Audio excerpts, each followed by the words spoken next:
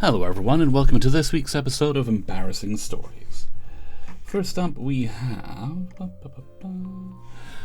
TIFU by ending up with unknown bug bites, pantsless, high, by Special Ganache 2154.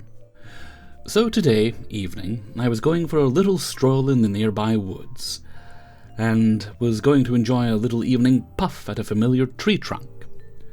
My first mistake was wearing some shitty knockoff Crocs and not putting my socks over my pants legs, which I always do, but I was already kinda high, so I just forgot.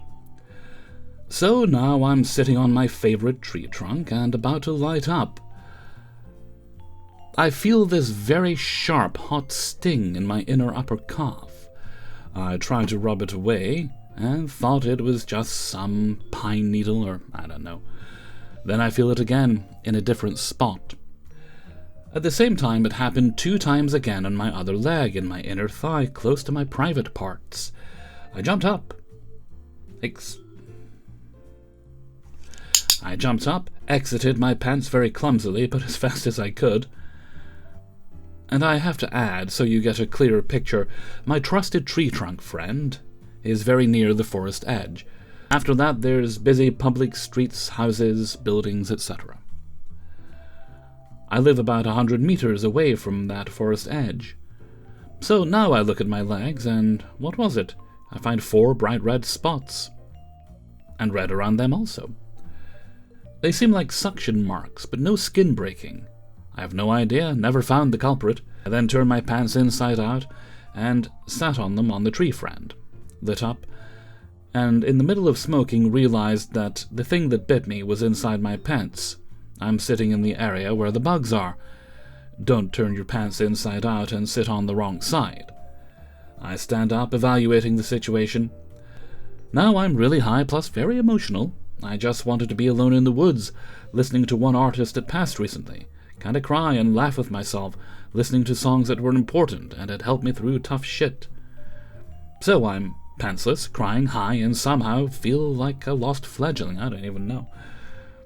I'm standing there with my white granny, no one is ever going to see these ugly underpants, clutching my actual pants, registering everything around me.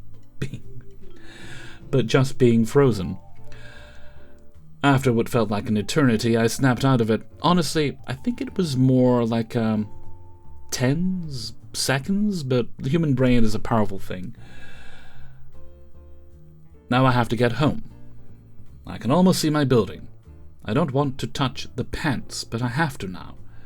I tie them around me like some sort of loincloth, but with less possible skin contact. I am near the forest edge, about to run over the street to my building, when there's 2 teenagers walking by. I return to the bushes as fast as I see them, like that Homer Simpson gif. I'm itching, fucking mortified, trying to act normal. Finally, I got a chance to speed walk to my apartment building without anyone seeing me. Apart from the street cameras. And I wouldn't give 2 shits about this if it had happened somewhere else. But the fact is that potentially 50+ people could have been watching my pantsless, very emotional escape. And I still don't know what bit me. It could have been some shrubbery. There are certain plants that tend to be quite ouchy when they brush against human skin. Ah, well, live and learn. Well, live anyway. Hopefully learn. Story number 2. TIFU by getting way too high on Thanksgiving.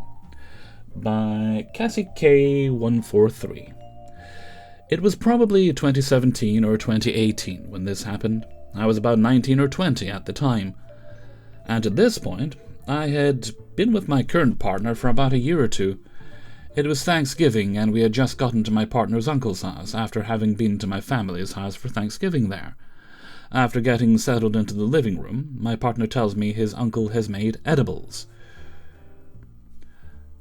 These were not medical-grade edibles. They were so much better.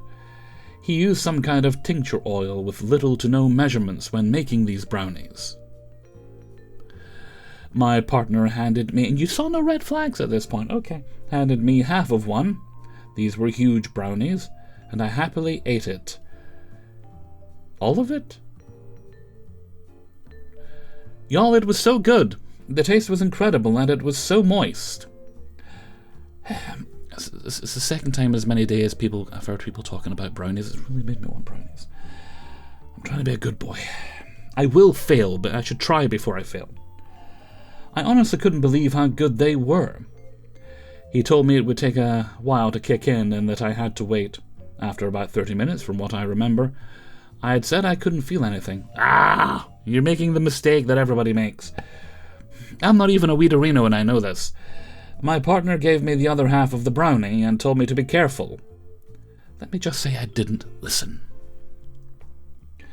After about another 30 minutes, I decided to have a full-size brownie, but I didn't stop there. I proceeded to have 2 more full-size brownies. Planning to get all the trip in at once so you don't have to do it again. Not even 20 minutes after this, my partner brought me a Rice Krispies treat that his uncle had made, using the same tincture as the brownies. Not knowing I had eaten all these brownies, I fucking devoured that Rice Krispie treat. It was so good. It might be the weed talking by this point. I honestly only stopped eating the sweets because they were going to be eating dinner soon. After a while, I noticed I was starting to feel very tingly, and my head was feeling very floaty. Fast forward a bit to dinner time, and all of us adults were at the adult table, and all the kids were at the kids' table.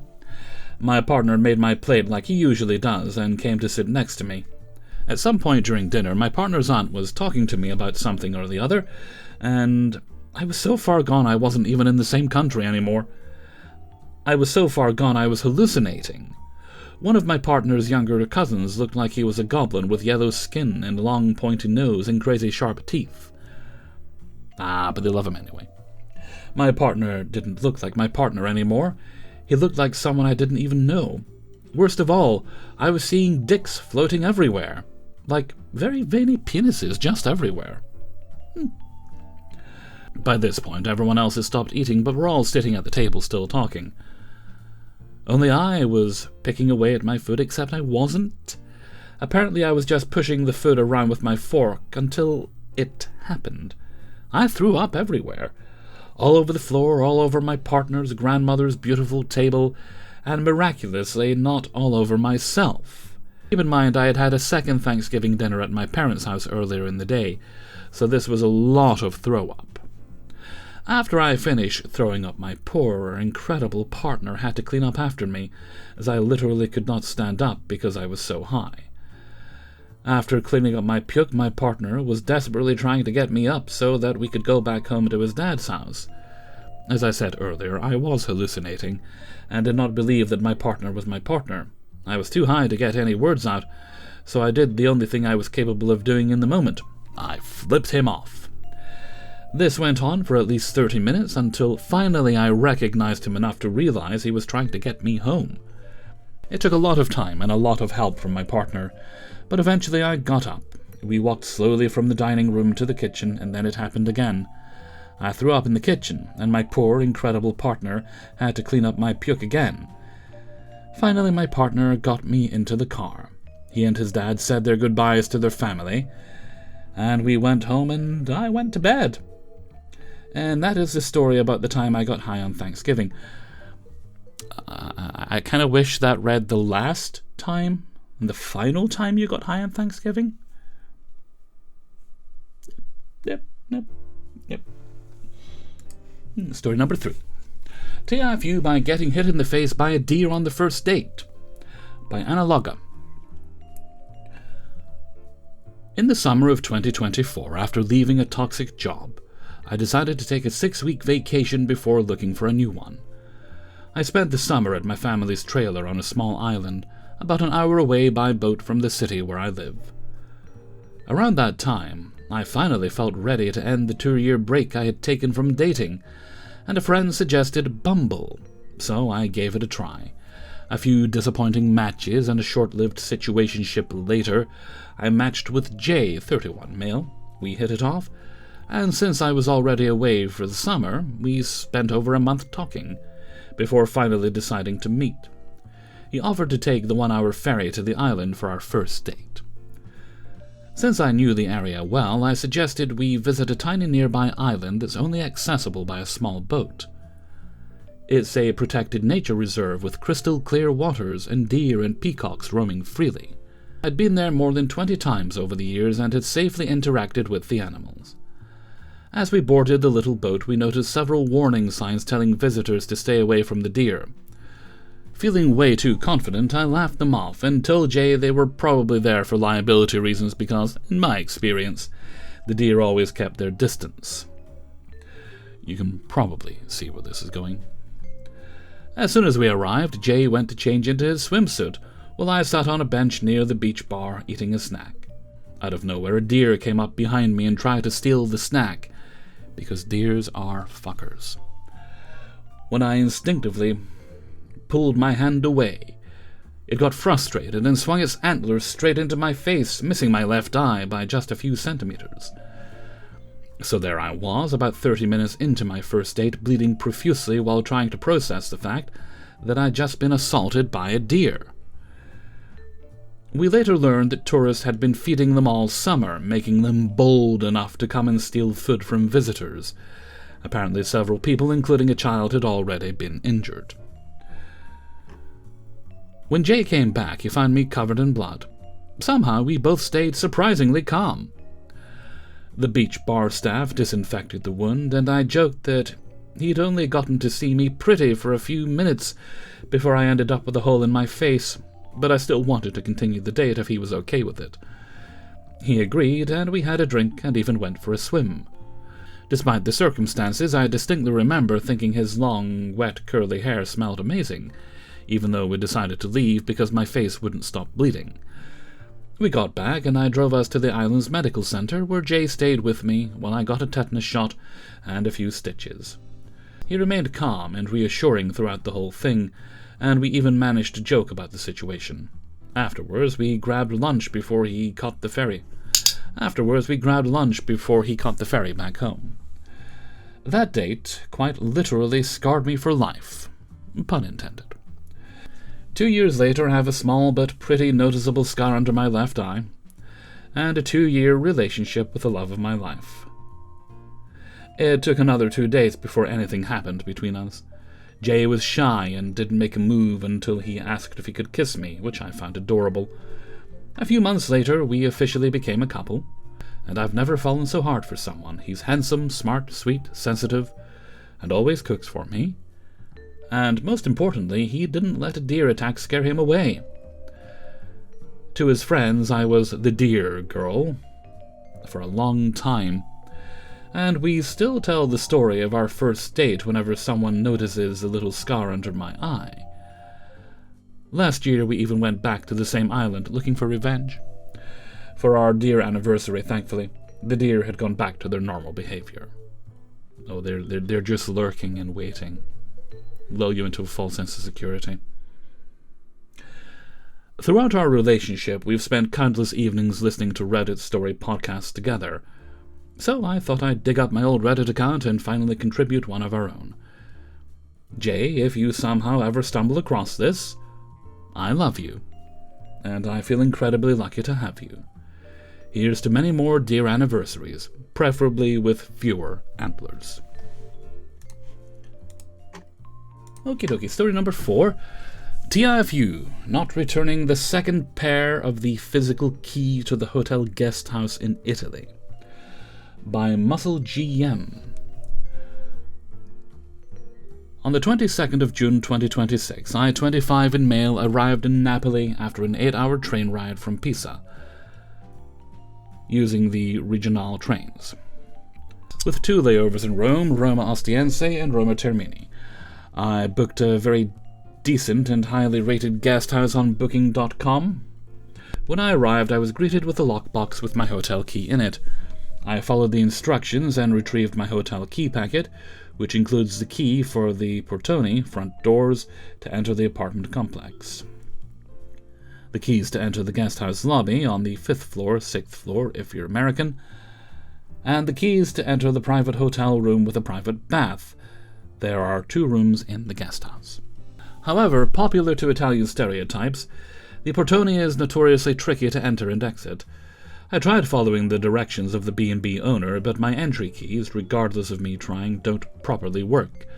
So I effectively asked a resident leaving the property to kindly grant me entry, and they did. Not very security conscious, are they?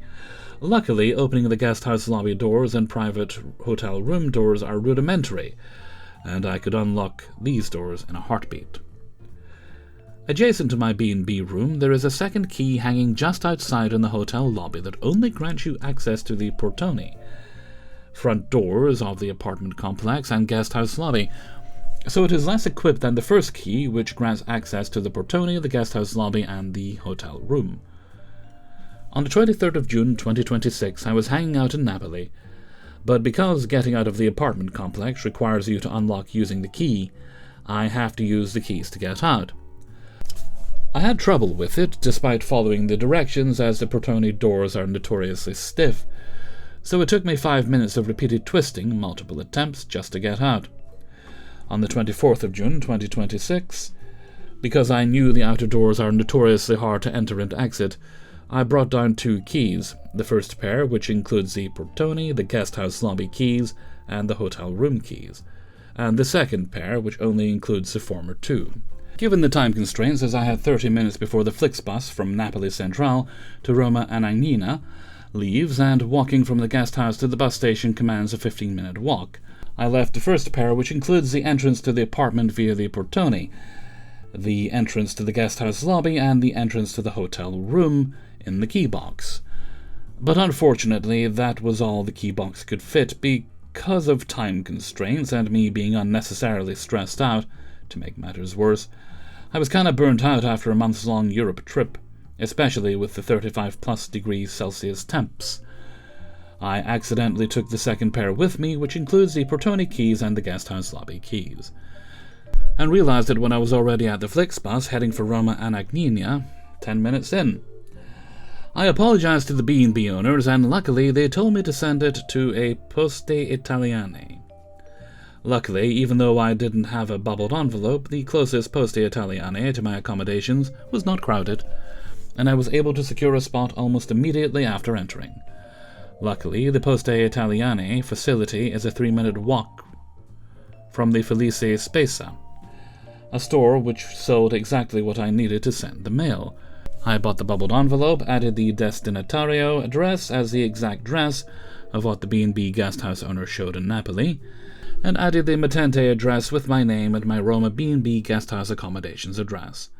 I sent the key as well as the envelope to the Poste Italiane employee on June 24th, 2026, and paid a little less than €10 to send it. Yet today is July 20th, 2026, and it's been 3 weeks since I returned to the US. I returned home on the 27th of June, 2026. A few hours ago, despite the fact that I sent the second pair of physical keys exactly to the address provided on the WhatsApp by the B&B guesthouse owner, they now claim it is never delivered. That's why you gotta do recorded delivery. I don't know what to say. I'm definitely paranoid they may fine me an exorbitant amount of money or press criminal charges against me. They're not gonna extradite you over that. You might have to pay for the cost of the keys, though. But they definitely know the keybox code for the hotel, know that my hotel room keybox is in the left. In fact, that was one of their earliest messages, and the keybox does contain the entryway to the portone, the guesthouse lobby, and the hotel room. More than what the second pair, the pair I accidentally forgot to return but mailed back to Napoli, included. And you'll be okay. I'll say, worst case scenario, you might have to cover the cost of the keys. But I don't think you have to worry about legal action. I mean, what would be the point? You're in another country, it would cost a fortune to take legal action against you. And I doubt it's the first time it's happened. Get the doors fixed. Okay, story number 5. TIFU accidentally started the Pee Wee Herman Church of Gospel, and now I have 250 Bibles. By My Cat's Leg. One late night, I saw an advertisement on Facebook to get a free Book of Mormon in the mail. I thought it would be funny to read it, so I gave a suspicious-looking website a bunch of my info. At the end, a screen popped up, pretty much saying, "Screw you for doing all that. We're just going to send someone to your door to talk to you instead." That person never showed up, by the way. This got me thinking, what religions will actually send you a free book by mail? I intended to look up multiple religions, but it was late enough that I only ended up browsing Christian Bible sites. I finally found one that claimed I could request up to 800 Bibles. Out of curiosity, I chose a safer, more realistic number, 250. Next, the site asked for all this info, like what church I was affiliated with and what my intentions were. Thinking they would be pretty strict with the application, I chose a ridiculous name for my church and told them I would distribute the books to my closest followers. A month passes and I completely forget about it, until one morning a FedEx truck stops at my door and delivers 2 giant heavy boxes addressed to the Pee Wee Herman Church of Gospel. Blown away, I opened the first box and saw half of my 250 travel-sized Bibles, complete with shipping paperwork and a printout of an email they had sent me. It turns out I had received an email telling me my order was approved, but it went straight into my spam folder. Upon closer inspection, the 250 books I have aren't actually full Bibles. They are a vague rundown of the Bible, and some generic Christian text. Jesus' birth is only 1 sentence long. And then Mary said, "Ouch!" I've contemplated throwing all of them out. I've donated several to my local little neighborhood libraries, but I've barely made a dent with them. I'm writing all of this to ask what on earth to do with probably 235 travel-sized Bibles dedicated to the Pee Wee Herman Church of Gospel. Do I donate them to a local mission, put them out at our garage sale, or see if Paul Rubens' ghost wants them? I'm genuinely not sure. I think the most sensible solution here is just find somewhere to recycle them. That's a lot of travel-sized and incomplete Bibles. And most churches and such, they're going to have their own, probably complete as well. I'd see about recycling them. I think that's maybe the most sensible solution. That brings us to the end of today's video. Big thanks to everyone who allowed me to use their stories. If you'd like to support the channel, you can sign up for my Patreon page, $1 or more a month, whatever you're comfortable with. Gives you early access to all the videos at once on Monday. There's also a link to my merchandise store on Teespring, as well as my Discord server, my Threads account, and my email if you need to contact me is kingofthecities@gmail.com. I think that's everything. Yep, that's everything for now. So until next time, thank you very much for watching, and take very good care of yourselves. Bye-bye.